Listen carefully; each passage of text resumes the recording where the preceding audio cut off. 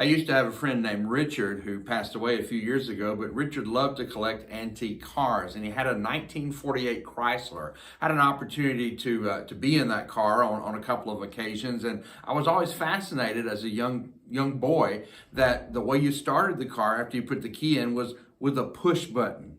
Well, then after I grew up, cars today, how do you start them? Well, you don't have a key that you put on the column and turn, but you have this key fob. And how do you start the car?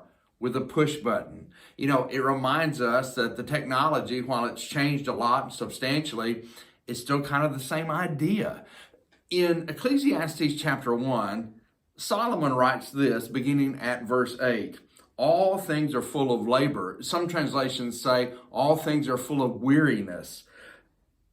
Man cannot express it. The eye is not satisfied with seeing, nor the ear filled with hearing. That which has been is what will be. That which is done is what will be done, and there is nothing new under the sun. Is there anything of which it may be said, see, this is new?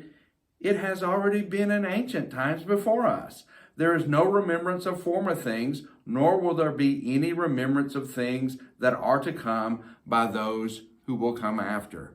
And as we think about that, what he's trying to say here, in contrast to what we see so many times in our world, is really nothing is new and improved. And usually when you see that sign about a product, new and improved, it's usually neither one. It's usually just a changing or of a color or something like that. That's really not anything new, and rarely is it actually improved.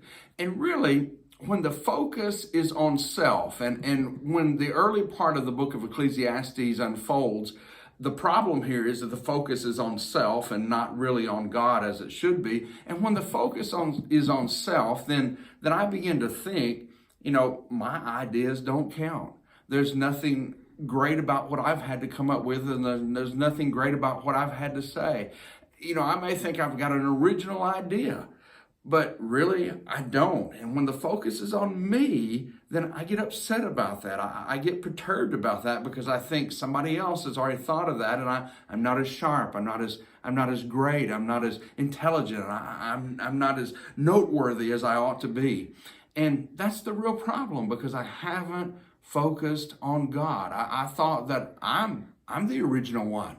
I'm the one that has all the great ideas. But really, there's nothing new under the sun. The things that have been done will be done, and that's the way that life will continue on. Yet, I have to realize there is one that I need to focus on who does have the original idea, who is the originator of all original ideas. That's God. And I must focus on Him. And I must focus on His Word to find the original plan for my life and follow that.